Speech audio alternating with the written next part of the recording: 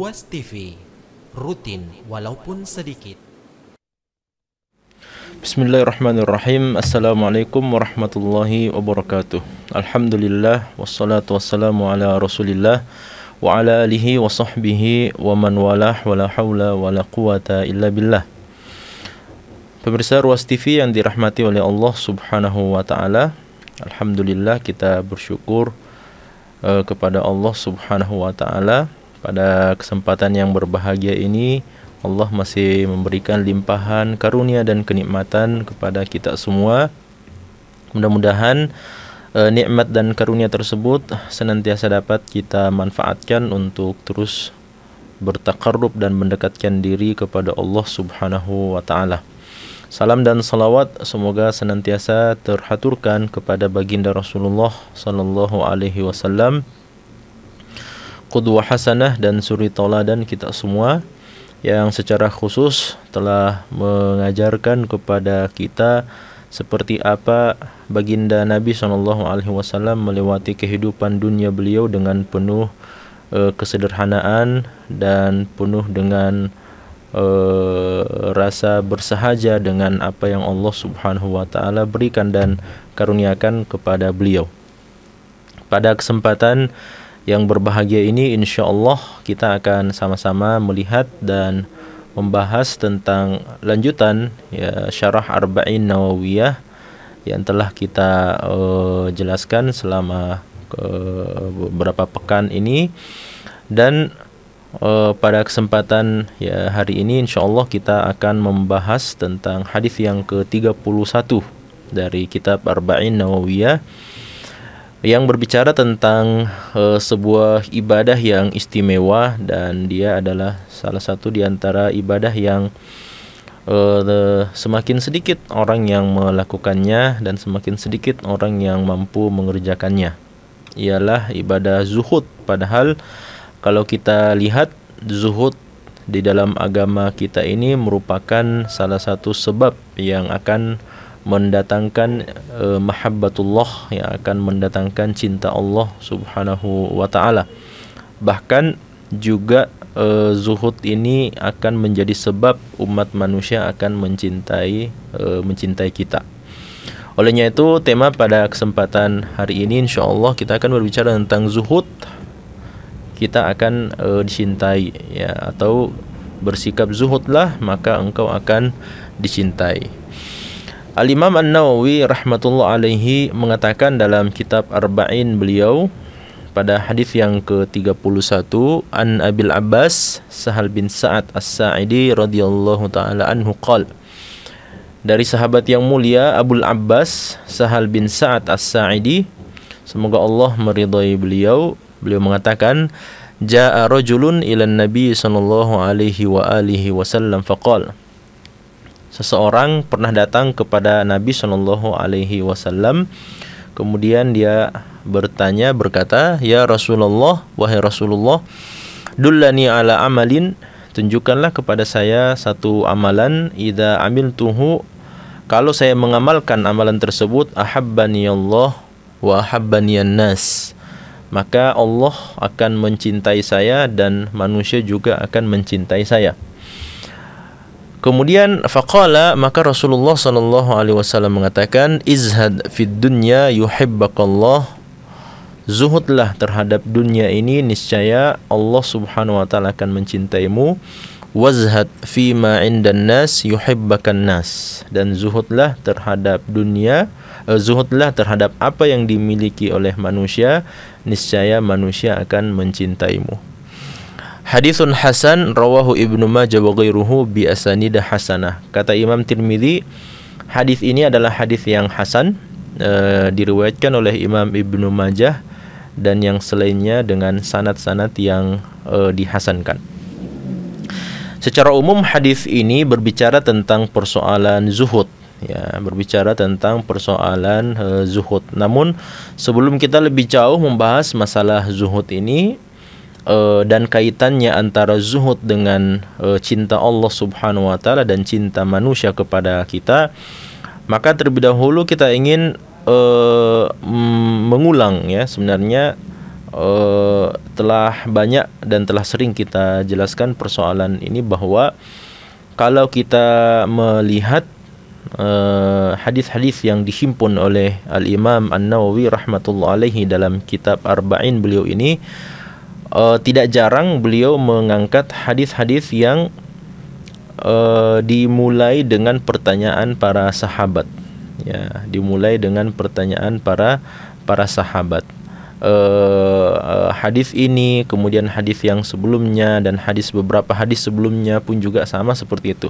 Bahkan termasuk hadis yang kedua, ya, hadis yang kedua yang diriwayatkan oleh Umar bin Khattab radhiyallahu taala anhu tentang hadis Jibril juga, sabda-sabda kenabian itu lahir daripada pertanyaan Jibril alaihissalam kepada Nabi Muhammad sallallahu alaihi wasallam. Ya, dan sekian banyak hadis-hadis yang diangkat oleh Imam Nawawi dalam kitab beliau ini, dimulai daripada pertanyaan para sahabat Nabi sallallahu alaihi wasallam.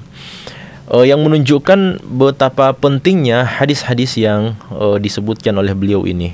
Ya, bahwa hadis-hadis yang terkandung dalam kitab Arba'in Nawawiyah ini adalah hadis-hadis yang urgen, hadis-hadis yang penting, bahkan sangat penting dalam kehidupan kita semua, oleh karena pertanyaan-pertanyaan yang disampaikan oleh para sahabat itu menunjukkan bahwa para sahabat di masa Nabi SAW memiliki iskal atau memiliki masalah, dan masalah itu diangkat dan ditanyakan kepada Nabi Muhammad SAW.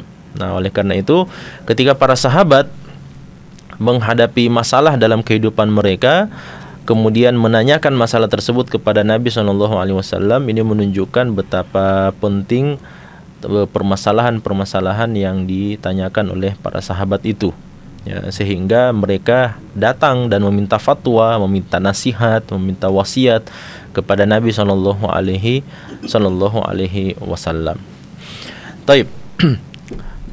Hadis ini secara umum berbicara tentang persoalan zuhud, ya, dan pernah kita jelaskan persoalan zuhud ini bahwa dia adalah hal yang berbeda dengan wara'.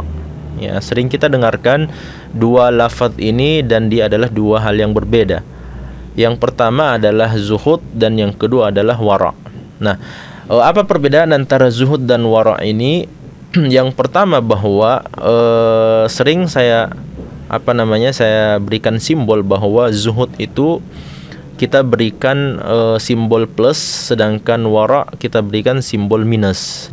Artinya bahwa zuhud itu meninggalkan segala sesuatu yang dikhawatirkan tidak mendatangkan manfaat bagi kehidupan akhirat kita. Itu disebut sebagai zuhud.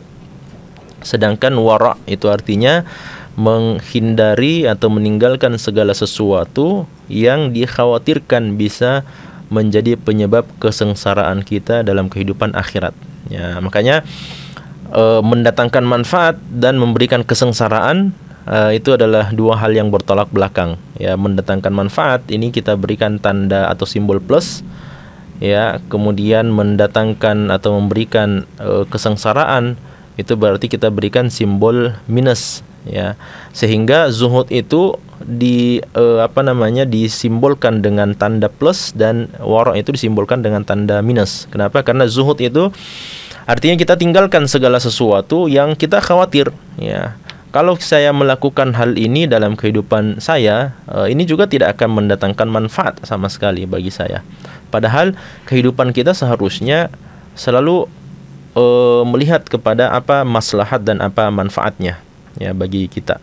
Ketika kita ingin melakukan sesuatu, maka selalu kita melihat apa manfaatnya dan apa maslahatnya perbuatan ini untuk saya.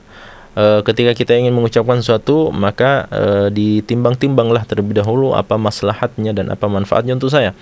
Dan ini bagian daripada ajaran agama Islam, bahwa Islam itu semuanya adalah maslahat, ya, dan tidak ada satupun syariat dalam agama Islam, baik itu perintah ataupun larangan, melainkan semuanya itu datang dari atau berlandaskan kepada maslahat untuk umat manusia. Allah perintahkan kita salat karena ada maslahat di dalamnya.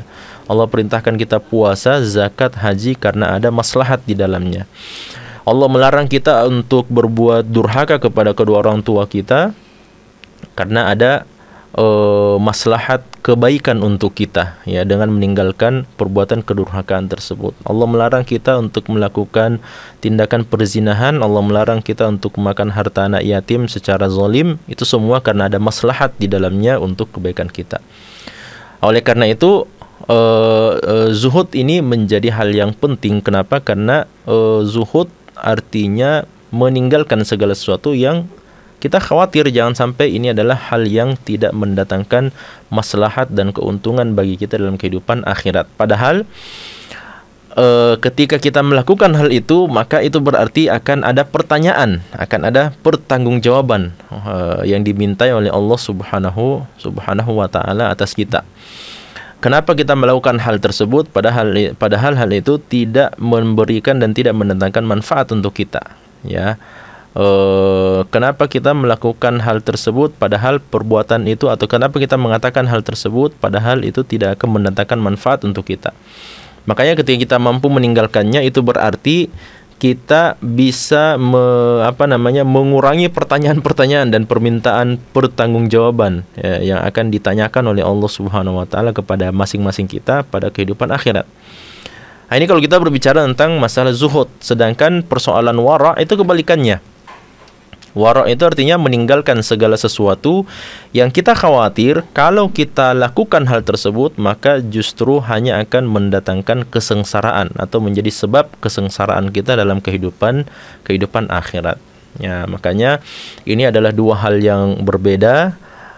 Yang satunya dari sisi mendatangkan manfaat ataupun maslahat, sedangkan yang satunya akan menyeret kita pada kesengsaraan, kebinasaan dan kerugian dalam kehidupan akhirat. Ini satu poin yang mesti kita fahami bersama. Nah, hadis yang kita sampaikan ini berbicara tentang persoalan yang pertama, yaitu masalah zuhud, ya, yaitu masalah zuhud. Nah, sahabat ini Sahal bin Sa'ad As-Sa'idi radhiyallahu ta'ala anhu datang kepada Nabi dan bertanya, "Ya Rasulullah, tunjukkanlah kepada saya sebuah amalan.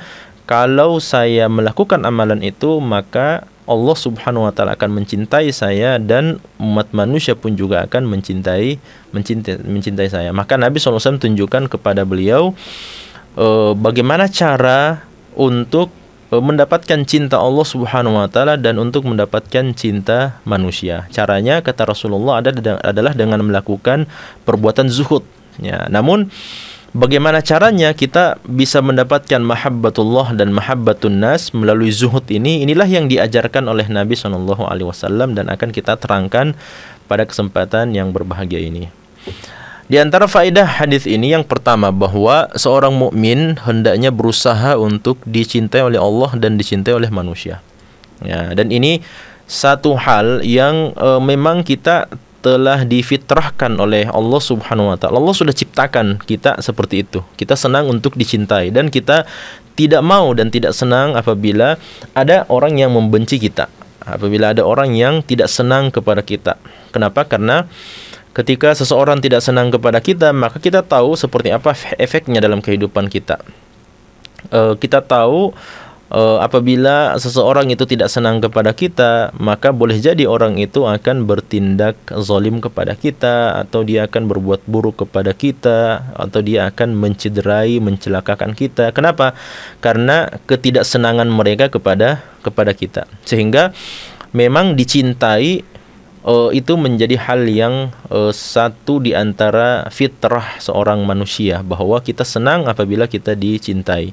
Kita senang apabila kita dicintai oleh kedua orang tua kita. Kita senang apabila saudara-saudara kita senang dan cinta kepada kita. Kita senang kepada masyarakat, lingkungan tempat tinggal kita, semua masyarakat, para tetangga, sahabat, karib kerabat dan seterusnya, semuanya senang dan cinta kepada kita. Ini menjadi sesuatu yang difitrahkan oleh Allah Subhanahu wa taala. Namun tentu saja dalam kehidupan kita, ya, secara hakiki, ternyata kita temukan ada saja sebab-sebab di mana manusia tidak mencintai kita. Ya, ada saja sebab-sebab di mana manusia membenci kita dan menjadi musuh kita. Ya. Nah, oleh karena itu muncullah pertanyaan sahabat yang mulia ini kepada Nabi SAW supaya kita dicintai oleh Allah Subhanahu wa taala dan supaya kita dicintai oleh umat manusia. Nah, persoalan dicintai oleh Allah dan dicintai oleh umat manusia, faedah yang kedua bahwa ketika kita dicintai oleh manusia, maka itu tidak bertolak belakang dengan cinta Allah Subhanahu wa taala kepada kita. Dan sebaliknya, ketika Allah cinta kepada kita, maka itu bukan hal yang bertolak belakang dengan cinta manusia kepada kita. Dan jangan dikotomikan antara dua hal ini. Kenapa? Karena dalam hadis ini Nabi SAW memberikan pelajaran kepada kita semua bagaimana caranya kita dicintai oleh Allah, dan pada saat yang sama bagaimana caranya kita dicintai oleh umat manusia. Ya, meskipun memang dalam keadaan-keadaan tertentu terkadang kita dihadapkan dengan satu masalah di mana kita harus memilih antara cinta Allah dan cinta manusia. Ya, kita diperhadapkan dengan satu keadaan atau dengan sekian banyak keadaan kondisi di mana kita mesti memilih antara cinta Allah ataukah cinta manusia. Saya sebut misalnya sebagai contoh, ketika Allah memerintahkan kita untuk bertauhid kepadanya, mengikhlaskan niat dalam ibadah hanya kepada Allah, dan di saat yang sama orang tua kita misalnya memerintahkan kita untuk bermaksiat kepada Allah Subhanahu wa taala atau memerintahkan kita untuk melakukan perbuatan kekufuran dan kesyirikan. Ya, maka ini dua hal yang berbeda tentu saja. Ini adalah dua hal yang berbeda, dua hal yang bertolak belakang. Maka dalam kondisi seperti ini berlaku hadis Nabi SAW yang berbunyi la ta'ata li makhluqin fi ma'siyatil khaliq. Tidak boleh ada ketaatan kepada seorang makhluk siapapun itu untuk bermaksiat kepada sang Khaliq, untuk bermaksiat kepada Allah Subhanahu wa taala. Bahkan kalaupun seandainya yang memerintahkan kita adalah kedua orang tua kita, maka tidak boleh ditaati sama sekali. Ya, tidak boleh ditaati sama sekali. Bahkan ketika seorang pemimpin memerintahkan kita untuk melakukan perbuatan kemaksiatan kepada Allah semua, maka tidak boleh ada ketaatan sama sekali kepada mereka. Oleh karena itu, dalam kondisi-kondisi yang seperti ini, maka kita mesti memilih cinta Allah Subhanahu wa taala, dan meskipun seandainya kita enggan untuk taat kepada umat manusia karena kita diminta untuk melakukan kemaksiatan atau diperintahkan untuk melakukan kemaksiatan, maka yang kita dahulukan tentu saja adalah cinta Allah Subhanahu wa taala kepada kita dengan melakukan ketaatan kepadanya dan melakukan kemaksiatan kepada umat manusia meskipun ketika mereka memerintahkan kita berbuat kesyirikan atau berbuat kemaksiatan kepada Allah Subhanahu wa taala. Namun dalam kondisi yang lain, cinta kepada Allah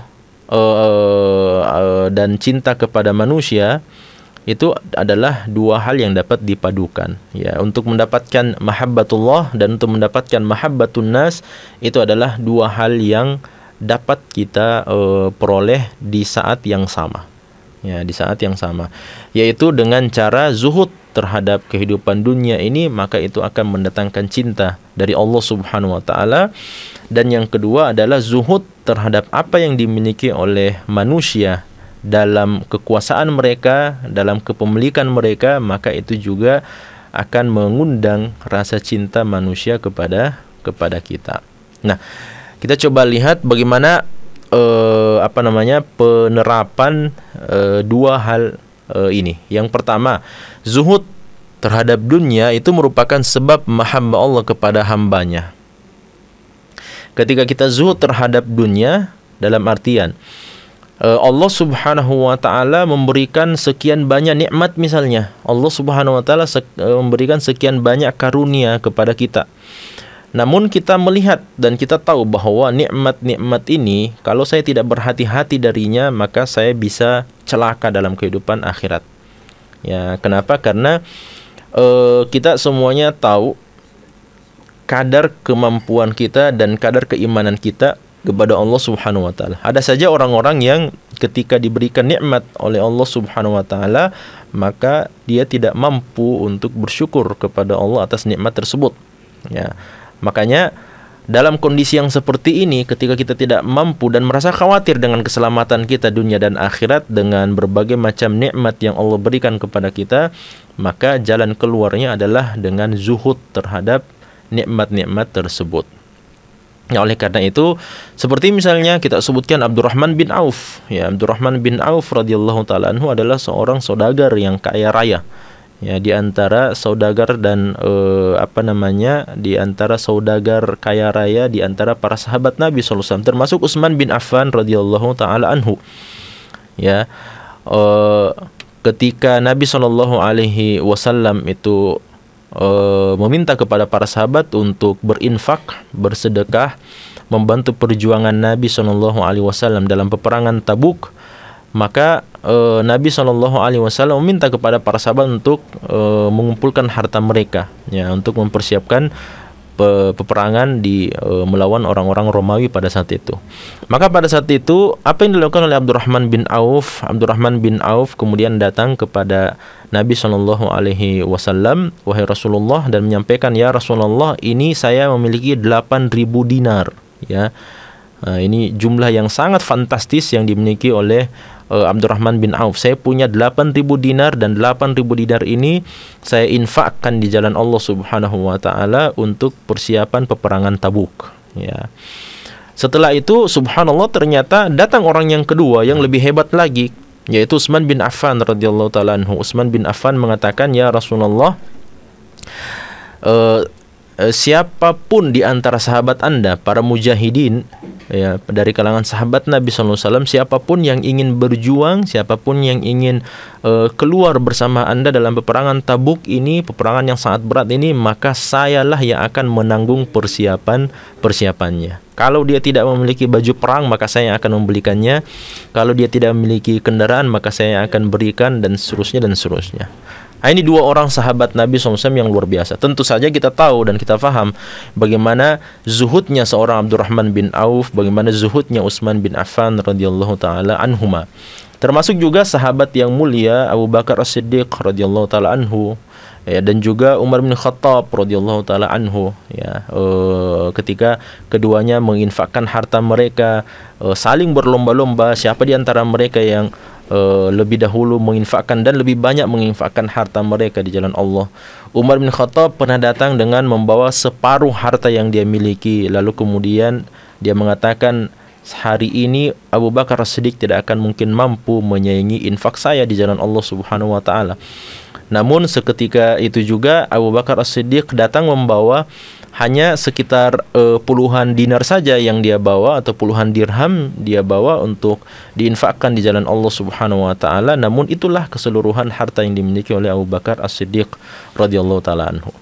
Kenapa? Karena zuhudnya mereka terhadap kehidupan dunia. Makanya Allah Subhanahu wa taala mencintai mereka, mencintai sahabat-sahabat tersebut, karena mereka tahu bahwa di antara sebab yang akan mengundang mahabbatullah adalah ketika kita zuhud terhadap apa yang telah Allah Subhanahu wa taala laknat, ya, di mana Nabi sallallahu alaihi wasallam bersabda dalam hadisnya, ad-dunya mal'unun indallahi subhanahu wa ta'ala, ya, bahwasanya dunia itu adalah ciptaan Allah Subhanahu wa taala, namun dia terlaknat di sisi Allah Subhanahu wa ta'ala. Makanya dalam hadis yang lain Nabi SAW mengatakan, kalau seandainya dunia itu, ya, memiliki kemuliaan, kedudukan yang tinggi di sisi Allah Subhanahu wa taala, lebih berat daripada satu ekor, lebih berat daripada satu sayap, ya, seekor nyamuk, niscaya Allah Subhanahu wa taala tidak akan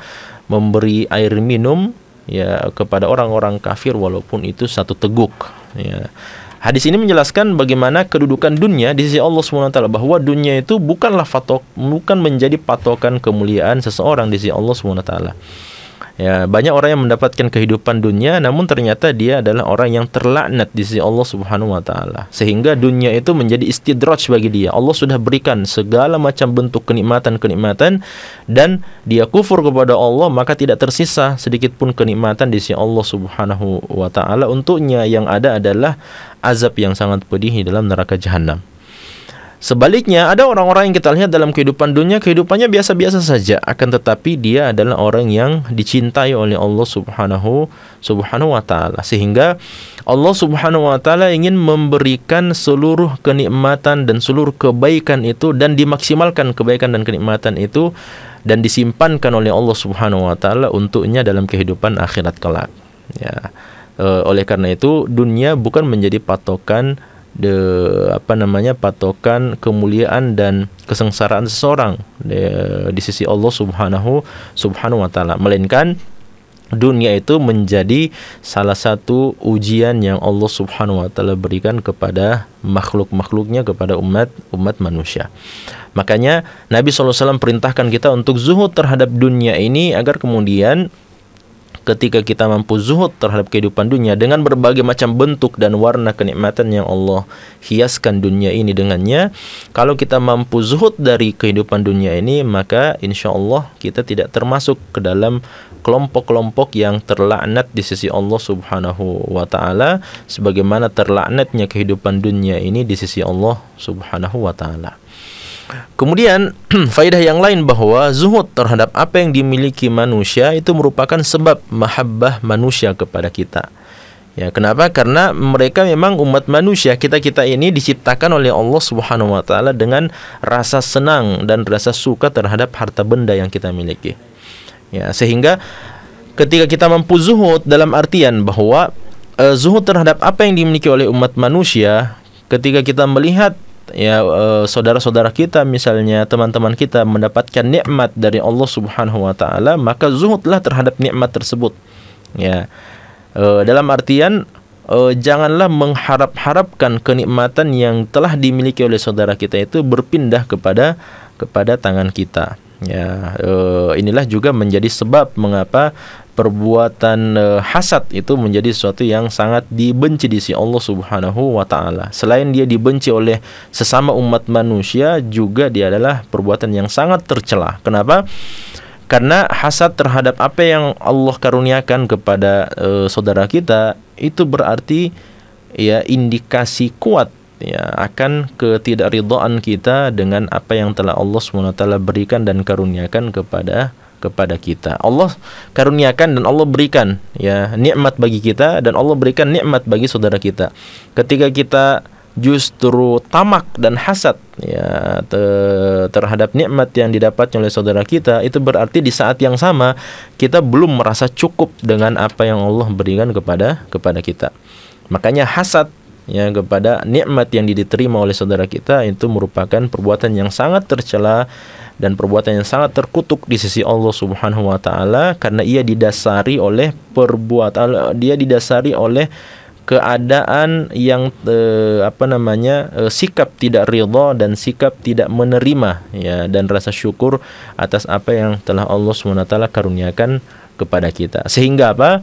Dengan kenikmatan yang sudah ada pada kita, ternyata kita masih menginginkan kenikmatan yang ada pada saudara kita. Makanya kita melakukan inilah, kemudian kita menfitnah, kemudian kita melakukan segala macam cara untuk mendapatkan nikmat yang diterima oleh saudara kita ya, atau menghilangkan nikmat yang telah diterima oleh saudara kita, baik itu dengan cara berdusta, menggibahnya, menyebarkan berita hoax, berita buruk, berita palsu tentang saudara kita. Itu tujuannya apa? Untuk menghilangkan nikmat yang ada pada saudara kita tersebut, ataukah untuk memindahkan nikmat yang diterima saudara kita dipindahkan kepada kita. Nah, ini adalah perbuatan yang sangat dibenci dalam agama kita, karena dia dilandasi oleh perasaan ketidakridhaan dan ketidaksyukuran dia kepada Allah Subhanahu wa taala atas nikmat yang Allah berikan kepadanya.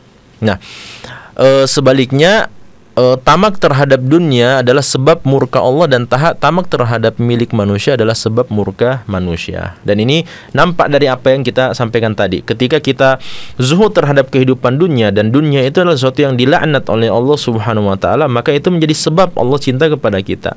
Nah, sebaliknya kalau kita tamak dengan kehidupan dunia dan tidak berhati-hati dengan berbagai macam perhiasan kehidupan dunia ini, maka boleh jadi kita masuk dalam kategori apa yang dilaknat oleh Allah Subhanahu wa taala sebagai bagian dari kehidupan dunia itu. Kenapa? Karena mencintai sesuatu yang terlaknat itu akan mewariskan laknat dari Allah Subhanahu wa taala.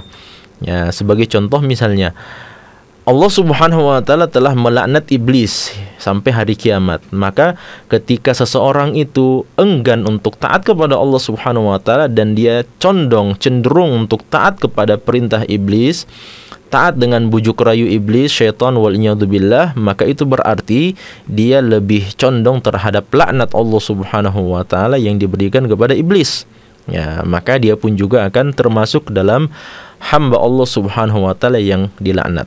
Sebaliknya, Allah Subhanahu wa taala telah meridhai dan mencintai Nabi Adam alaihissalam. Ya. Dan Nabi Adam alaihissalam itu adalah representasi dari ketaatan seorang hamba kepada Allah Subhanahu wa taala dan ketidaktaatan kepada iblis yang dilaknat oleh Allah Subhanahu wa taala. Maka ketika kita berusaha mengikuti bapak kita semua Nabi Adam alaihissalam, berusaha mengikuti petunjuk yang dibawa oleh para nabi dan rasul Allah Subhanahu wa taala, maka itu berarti kita condong kepada cinta Allah Subhanahu wa taala dan kita ingin menjauh dari laknat Allah Subhanahu wa taala. Nah, begitu juga dengan zuhud terhadap apa yang dimiliki oleh manusia. Ya, ketika saudara kita memiliki sekian banyak nikmat, karunia dan seterusnya, kemudian kita berusaha zuhud, ya, berusaha merasa cukup dengan apa yang Allah berikan kepada kita dan tidak mau ya terlalu banyak melihat kepada apa yang dimiliki oleh saudara kita. Ya, saya sudah memiliki apa yang Allah karuniakan dan saudara-saudara saya juga telah mendapatkan dan memiliki apa yang Allah karuniakan untuk mereka. Maka sudah cukup seperti itu. Ya, sudah cukup seperti itu. Sehingga ketika kita merasa cukup, oh inilah sudah bagian yang Allah SWT berikan kepada saya. Dan saudara-saudara saya pun juga mendapatkan bagian mereka yang Allah berikan kepada mereka. Maka zuhud terhadap apa yang dimiliki oleh manusia dengan tidak banyak meminta kepada mereka, dengan tidak hasad kepada nikmat yang Allah berikan kepada mereka, itu akan mewariskan rasa cinta manusia, mereka-mereka kepada kita. Ya, sebaliknya, terlalu tamak ya dengan apa yang dimiliki oleh manusia, ya kita sering meminta kepada mereka, memohon kepada mereka, tunduk kepada mereka untuk mendapatkan harta dan seterusnya, menjilat kepada mereka, maka itu menjadi sebab manusia-manusia itu benci kepada kita. Ya, manusia-manusia itu benci kepada kita. Kenapa? Karena di balik dari semua yang kita katakan, di balik dari semua yang kita lakukan terhadap mereka ada unsur kemauan agar apapun yang kita lakukan, apa yang kita katakan, pembelaan untuk mereka itu semuanya dilandaskan atas dasar keinginan kita untuk mendapatkan apa yang mereka miliki di tangan-tangan mereka. Ya, dan manusia sangat tahu dengan sikap yang seperti itu. Siapa di antara manusia yang betul-betul tulus dan ikhlas memberikan bantuan, dan siapa di antara mereka yang memiliki kemauan-kemauan duniawi dari apa yang mereka lakukan kepada kita. Faedah yang lain bahwa zuhud terhadap dunia bermakna tidak bergantungnya hati terhadap dunia itu. Ya, dan hal ini tidak bertolak belakang dengan upaya kita untuk mencari rezeki. Bahkan menabung untuk kebutuhan di masa yang akan datang, itu juga tidak bertolak belakang dengan zuhud terhadap dunia. Dan ini hal yang mesti kita fahami dengan baik. Ya. Kenapa? Karena terkadang ketika kita ingin zuhud terhadap kehidupan dunia ini, justru mindset kita berubah menjadi menjauh daripada syariat Nabi Muhammad SAW, di mana Nabi SAW sendiri memerintahkan kepada kita untuk apa? Untuk memiliki etos kerja yang baik, ya, untuk memiliki semangat kerja yang baik, mencari sebab-sebab untuk mendapatkan bagian dari apa yang telah Allah karuniakan kepada kita berupa rezeki. Makanya Allah katakan wabtaghi fima ataakallahu ad-daral akhirah wa la tansa nasibaka minad dunya. Ya, cari bersungguh-sungguhlah untuk mencari karunia Allah yaitu surga, tapi jangan lupa dengan kehidupan dunia. Ya, dalam artian bahwa upaya kita untuk mendapatkan kehidupan akhirat seharusnya dimulai dengan upaya kita untuk melengkapi kehidupan dunia kita, dalam artian bahwa kehidupan dunia yang kita dapatkan hari ini merupakan ladang untuk mendapatkan kehidupan akhirat nanti. Sehingga setiap upaya kita, setiap kerja kita, setiap usaha dan etos kerja dalam kehidupan kita ini menjadi sebab untuk mendapatkan ridha Allah subhanahu wa ta'ala. Kita bekerja bukan semata-mata untuk mendapatkan uang, ya. Kita bekerja bukan semata-mata untuk mendapatkan materi.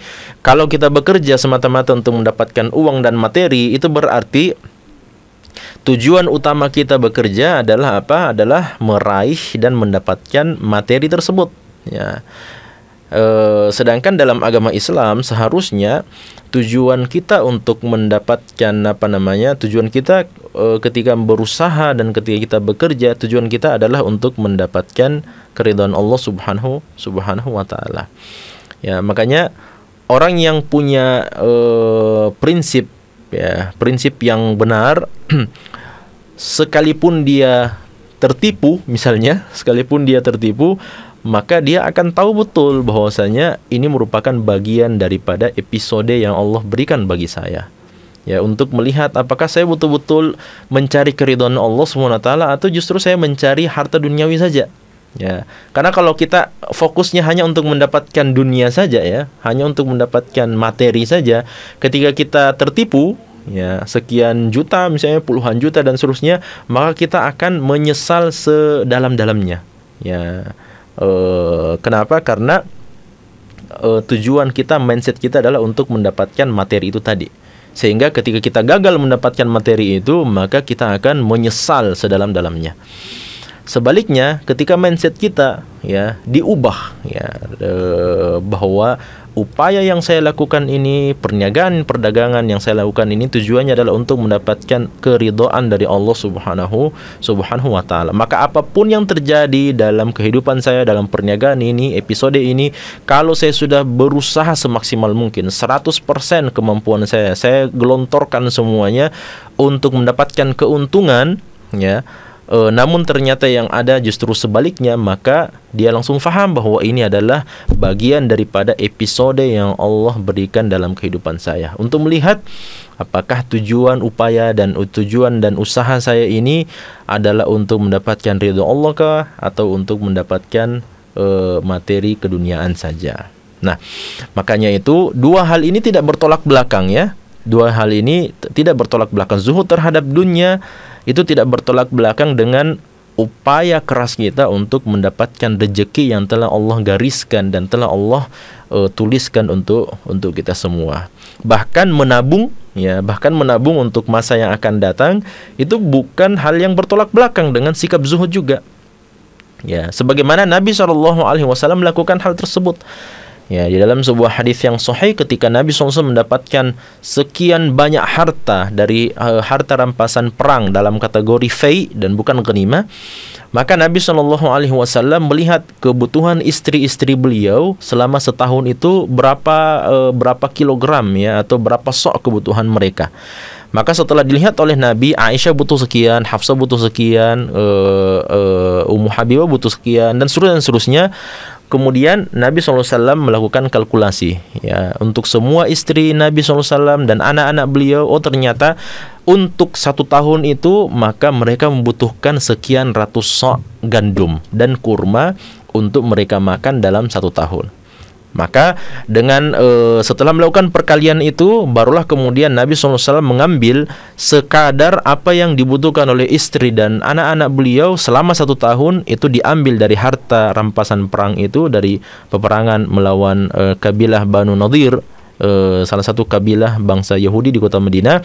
Setelah itu diambil, ya, sebesar, ya, kebutuhan para istri dan anak Nabi SAW selama 1 tahun, baru kemudian disimpan di rumah Nabi SAW, ya, untuk dimanfaatkan selama 1 tahun. Adapun yang tersisa dari harta rampasan fai itu barulah kemudian dibelikan oleh Nabi SAW persenjataan, kebutuhan peperangan, dan dimasukkan ke dalam Baitul Mal kaum muslimin untuk kebutuhan kaum muslimin secara umum. Ini menunjukkan bahwa Nabi sendiri SAW adalah orang yang paling zuhud, dalam artian hati beliau tidak pernah bergantung dengan kehidupan dunia. Tidak pernah. Makanya apapun yang didapatkan oleh Nabi SAW pada hari itu juga langsung habis. Ya, pada hari itu juga langsung habis dari harta, baik itu dinar, dirham, dan sebagainya. Namun untuk kebutuhan pokok, ya makan pokok, ya kurma, gandum dan sebagainya, maka Nabi SAW pun juga melakukan iddikhar, melakukan menabung itu ya. Beliau menabung harta beliau juga untuk kebutuhan istri dan anak-anak beliau selama 1 tahun. Sehingga persoalan zuhud terhadap dunia ini berarti tidak bergantungnya hati kita terhadap kehidupan dunia. Ya. Meskipun kita memiliki kekayaan yang luar biasa, ya, meskipun kita memiliki kekayaan yang sangat banyak, namun ketika hati itu tidak bergantung kepada kehidupan dunia, maka itulah yang disebut sebagai zuhud. Makanya ketika ditanya kepada ulama tabi'in, siapa orang yang paling zuhud di masa kita, maka jawabannya adalah Umar bin Abdul Aziz. Kenapa? Karena Umar bin Abdul Aziz adalah khalifah, namun status beliau sebagai seorang khalifah, ya, pada tahun 90-an Hijriah, itu tidak menjadikan beliau atau tidak membuat hati beliau condong kepada kehidupan dunia. Dalam artian hati beliau tidak bergantung kepada kehidupan dunia yang beliau pegang pada saat itu. Padahal beliau adalah seorang khalifah. Ya, namun beliau sendiri, anak-anak beliau sendiri, subhanallah, ketika masuk hari raya, anak-anak beliau itu tidak dibelikan pakaian baru, sedangkan kaum muslimin sendiri, ya rata-ratanya mereka membelikan pakaian baru untuk anak-anak mereka, sedangkan anak khalifah itu tidak dibelikan pakaian baru. Kenapa? Karena hidup seorang Umar bin Abdul Aziz yang sangat zuhud itulah yang menjadikan beliau merasa tidak membutuhkan terhadap kehidupan dunia dan tidak butuh dengan keberadaan dunia di dalam hati beliau. Ya. Kemudian yang berikutnya bahwa zuhud terhadap milik manusia bermakna tidak tamak dan serakah dengan apa yang dimiliki oleh mereka, ya, serta merasa cukup dengan apa yang Allah Subhanahu wa taala karuniakan. Tapi hal ini tidak menghalangi seorang untuk bermuamalah dengan umat manusia, ya. Jadi jangan difahami bahwa sabda Nabi sallallahu alaihi wasallam, "Wazhad fi ma indan nas yuhibbukan nas." Kalau mau dicintai oleh manusia, maka zuhudlah terhadap apa yang dimiliki oleh manusia. Kalau begitu, ya saya nggak usah bermuamalah dengan manusia. Ya, karena kalau saya bermuamalah dengan manusia itu berarti ada timbal balik, ya, uang dan barang antara saya dengan mereka. Seseorang yang meminjam kepada saudaranya misalnya, apakah itu dikatakan tidak zuhud kepada harta milik saudaranya? Jawabannya tidak, tentu saja. Ya, kenapa? Karena meminjam atau pinjam meminjam itu adalah hal yang dibolehkan dalam syariat Islam. Bermuamalah jual beli adalah hal yang dibolehkan di dalam syariat Islam. Ya, namun yang tidak dibolehkan itu adalah kalau kita meminjam dari saudara kita, ya, sekian banyak dana, sekian banyak duit, lantas di dalam hati kita enggan untuk mengembalikan uang saudara kita. Nah, itulah yang dilarang oleh Nabi SAW. Inilah yang bertolak belakang dengan zuhud terhadap apa yang dimiliki oleh manusia. Ketika kita ingin meminjam, lantas di dalam niatan kita, saya ingin meminjam ini sebenarnya saya ingin mengambil harta saudara saya. Saya ingin melarikan diri harta saudara saya. Ya, ketika saya datang kepada dia, saya ingin meminjam sekian ratus juta misalnya, niatan awal saya adalah saya tidak akan kembalikan uang ini kepada dia. Nah, inilah yang bertolak belakang dengan wazhad fi ma indan nas yuhibbukan nas. Ya. Yang terakhir, bahwa hadis ini menjelaskan hakikat muamalah kita dengan Allah dan manusia. Kenapa? Ketika kita zuhud terhadap kehidupan dunia, itu berarti kita mengharapkan nikmat yang terbesar dari Allah Subhanahu wa taala. Ya, dan nikmat yang terbesar dari Allah Subhanahu wa taala bukan kehidupan dunia. Nikmat yang terbesar dari Allah Subhanahu wa taala adalah keberkatan. Ya, keberkatan pada harta kita meskipun sedikit, keberkatan pada usia kita meskipun itu pendek, ya. Seperti Imam Nawawi, ya, usia beliau 45 tahun namun Allah berikan keberkatan luar biasa. Seperti Imam Syafi'i, usia beliau 54 tahun. Ya, beliau meninggal dunia, wafat usia 54 tahun. Namun subhanallah, beliau bisa menjadi seorang imam mujtahid mutlak, imam mazhab, dan sekian banyak ilmu-ilmu yang telah beliau wariskan, dikenal dan diketahui sampai dengan hari ini. Nah, oleh karena itu, ketika kita zuhud terhadap kehidupan dunia, itu berarti kita tamak terhadap karunia Allah Subhanahu wa taala. Dan karunia terbesar dari Allah Subhanahu wa taala adalah surga Allah Subhanahu wa taala. Sebaliknya, ketika kita zuhud terhadap manusia, zuhud terhadap apa yang dimiliki manusia, ini menjadi sebab manusia cinta kepada kita. Kenapa? Karena kalau kita zuhud terhadap apa yang dimiliki oleh manusia, maka semakin sedikit kita meminta kepada manusia. Semakin sedikit dan semakin jarang kita meminta kepada manusia, maka manusia akan semakin senang kepada kita. Ya. Sebaliknya, kalau semakin sering kita meminta kepada manusia, maka ya semakin manusia melarikan diri dari dari kita. Semakin mereka tidak senang kepada kita, semakin mereka benci kepada kita. Kenapa? Karena setiap saat kita selalu meminta, setiap saat kita selalu memohon kepada mereka. Sebaliknya, Allah Subhanahu wa taala itu semakin kita sering datang kepadanya, semakin kita dekat dengannya, semakin sering kita memohon, meminta, menunjukkan kefakiran dan kebutuhan kita kepada Allah, maka Allah Subhanahu wa taala justru semakin senang dengan kita. Nah, ini letak perbedaan ya antara Allah Subhanahu wa taala dengan makhluk-makhluknya, dengan umat manusia. Semakin sering kita datang kepada Allah, maka semakin senang Allah kepada kita, dan semakin jauh kita dari kehidupan dunia melalui zuhud, semakin Allah cinta kepada kita. Sebaliknya, semakin sering kita datang kepada manusia, maka manusia akan semakin benci kepada kita. Namun semakin sering kita merasa zuhud dengan apa yang dimiliki oleh manusia, semakin jauh kita dari mereka, maka semakin mereka senang kepada kita. Dan inilah tabiat yang Allah Subhanahu wa taala berikan untuk umat manusia, supaya kita ketahui bersama melalui hadis Nabi sallallahu alaihi wasallam ini. Mudah-mudahan ada manfaat dari apa yang kita sampaikan. Dan berikutnya kita akan coba dengarkan beberapa pertanyaan tentang persoalan ini. Baik, bismillah, alhamdulillah, insyaallah Ustaz, kita cukupkan pertanyaan. Pertanyaan pertama, Afwan Ustaz, jika kita berada dalam dua kondisi, dalam memilih suatu pekerjaan dengan dua posisi yang berbeda dan dua gaji yang berbeda Ustaz, satu lebih tinggi dan satu lebih rendah, apakah dengan memilih yang lebih tinggi itu membuat kita bukan dalam kelompok zuhud Ustaz? Taib. Jadi kalau kita lihat ya, sebenarnya persoalan zuhud atau tidak zuhud ini lagi-lagi kita kembali kepada pembahasan itu tadi, bahwa zuhud itu bukan persoalan banyak sedikitnya harta ya, tapi persoalan bergantungnya hati atau tidak kepada kehidupan dunia. Nah, itu yang menjadi, dan ini yang kadang kita ini salah faham ya. Kita ini keliru dalam memahami masalah zuhud ini. Dianggapnya kita bahwa orang zuhud itu artinya orang miskin yang tidak punya apa-apa. Ya. Memang betul bahwa orang yang miskin itu atau orang yang fakir itu lebih mudah untuk zuhud. Kenapa? Karena memang dia tidak memiliki apa-apa, sehingga dia lebih mudah untuk zuhud.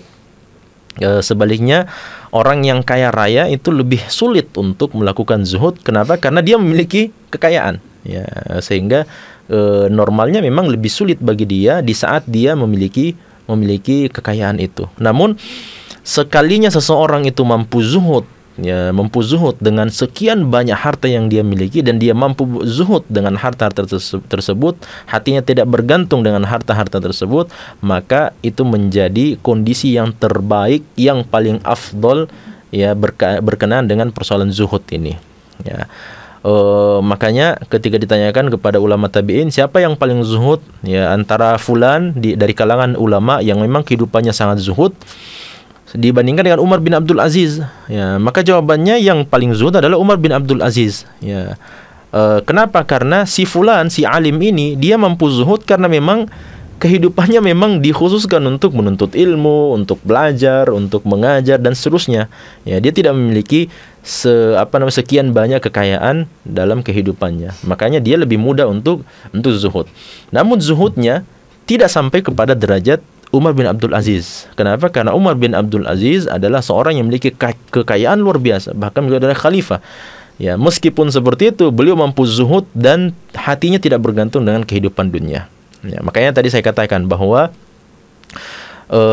kalau kita menghadapi dua pekerjaan ini ya, kita diterima di dua pekerjaan misalnya. Yang satu dengan gaji sekian juta misalnya, sangat tinggi, sangat banyak, yang satunya gajinya kecil. Maka kita katakan bahwa dengan gaji kecil itu kita jauh lebih mudah untuk zuhud tentu saja. Jauh lebih mudah untuk zuhud. Namun dengan kekayaan yang banyak itu ya, atau dengan gaji yang banyak itu, memang itu ujiannya lebih berat. Ya, ujiannya memang lebih berat untuk zuhud dengan kekayaan atau dengan gaji yang tinggi seperti itu. Namun sekalinya kita mampu melatih diri kita untuk zuhud, mampu untuk membersihkan diri kita dari kaitan-kaitan dan sangkut paut hati kita dengan persoalan keduniaan ini, dan tidak memasukkan dunia harta di dalam hati kita, melainkan harta itu berada dalam genggaman kita, maka zuhudnya orang yang kaya raya seperti itu jauh lebih afdol dibandingkan zuhudnya dari orang yang miskin. Ya, makanya ini dua hal yang harus Dua hal yang harus difahami, sehingga masing-masing kita bisa melihat pada dirinya sendiri, ya. Karena setiap kita pasti sudah punya muyul. Ada saja orang-orang yang memang tidak terlalu senang dengan memiliki harta banyak. Ada orang yang seperti itu. Ada orang yang hidupnya ya dia mau biasa-biasa saja, ya. Tapi ada juga orang yang memang dimudahkan bagi dia oleh Allah SWT untuk mendapatkan kekayaan itu. Sama seperti Abdurrahman bin Auf. Abdurrahman bin Auf itu saking dimudahkannya dia untuk mendapatkan kekayaan duniawi, ya, meskipun beliau adalah orang yang sangat zuhud, sampai beliau mengatakan, kalau saya mengangkat sebuah batu di tengah jalan, maka saya akan menemukan uang dirham di situ. Ya, itu dalam artian bukan berarti kalau beliau angkat batu di kota Mekah, di kota Madinah berarti beliau selalu dapat uang dirham, tapi Allah mudahkan bagi beliau. Ya, ketika beliau hijrah dari kota Mekah menuju Madinah, ya sahabat Ansor mengatakan, ya ini separuh harta saya berikan kepada kamu. Kata Abdurrahman bin Auf, enggak usah kamu bagi dua harta kamu untuk saya.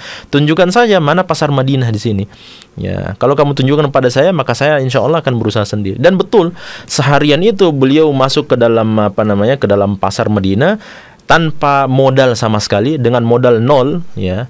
Beliau tidak memiliki modal sama sekali, datang ke pasar Madinah, menawarkan diri bekerja dan seterusnya untuk membantu para pedagang, para saudagar. Akhirnya beliau keluar dari pasar kota Madinah, dan di tangan beliau sudah beliau memiliki beberapa buah dirham dengan modal nol, ya.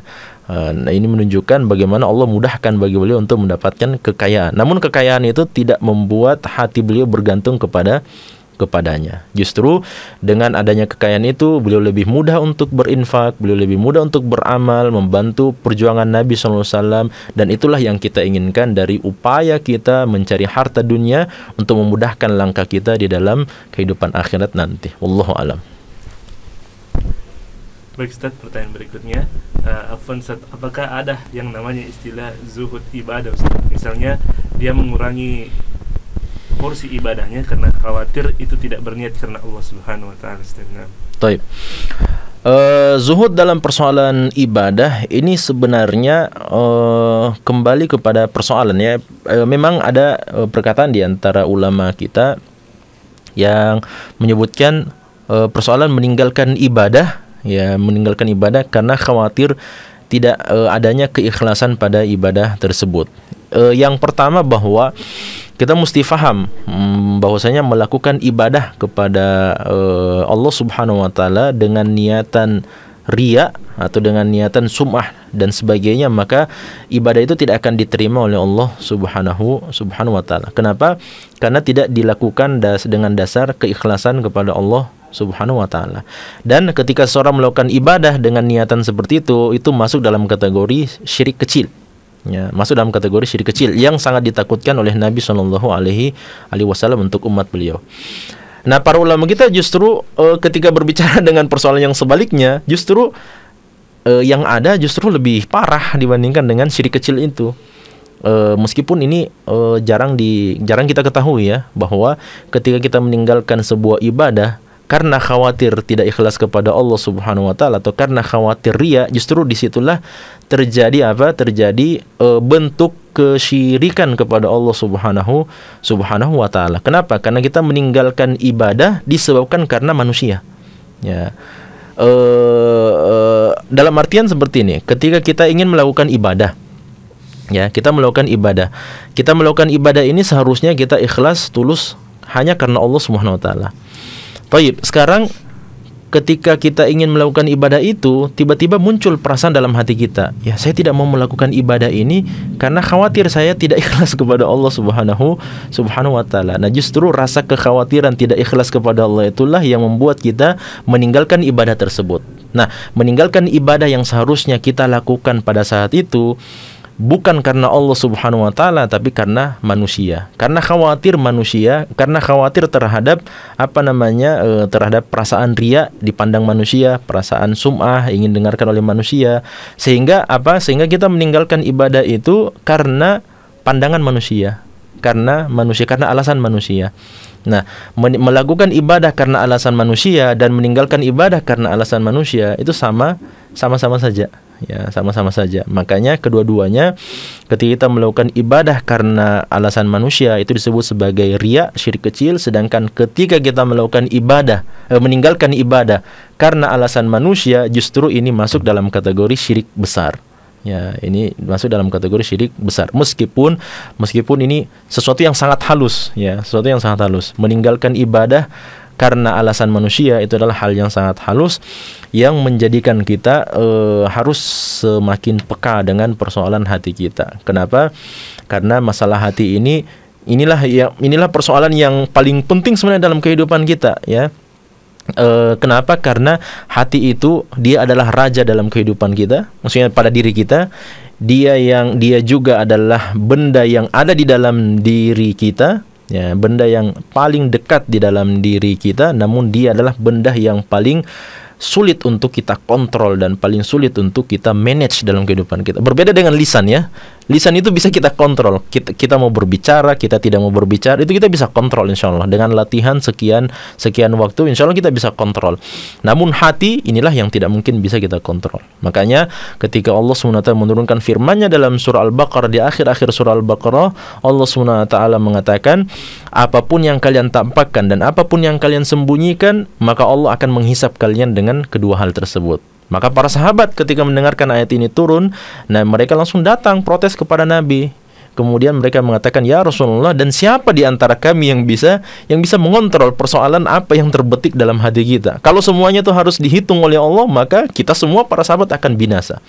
Ya, makanya Allah Subhanahu wa taala kemudian turunkan ayat setelahnya, la yukallifullahu nafsan illa wus'aha. Allah tidak akan memberikan pembebanan kecuali apa yang disanggupi oleh umat manusia. Makanya dalam hadis Nabi mengatakan, sesungguhnya innallaha tajawaza an ummati, sungguhnya Allah Subhanahu wa taala telah memaafkan untuk umatku apa-apa yang terbetik dalam hati mereka selama mereka tidak ucapkan dan selama mereka tidak lakukan apa yang terbetik dalam hati mereka. Oleh karena itu, ini menjadi hal yang sangat penting untuk terus kita berusaha manage hati kita, melatih hati kita, melakukan riyadhah supaya semakin dekat kepada Allah dan semakin kita